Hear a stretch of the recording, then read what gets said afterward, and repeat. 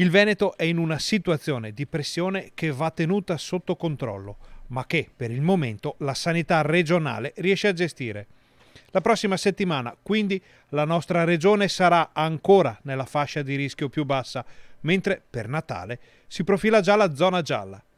A dirlo è il governatore Luca Zaia, che sottolinea come l'unico parametro a garantire ancora la zona bianca per il Veneto sia quello dei ricoverati in area non critica, per ora fermo all'11%. Se la settimana prossima questo parametro dovesse superare la soglia del 15%, scatterà il giallo proprio per la settimana natalizia.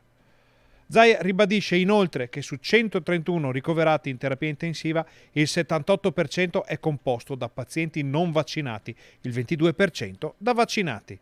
La terapia intensiva, dice il presidente, è il settore che manda più in crisi il sistema ospedaliero. Dalla regione fanno comunque sapere che, con i dati attuali, il vaccino sta funzionando.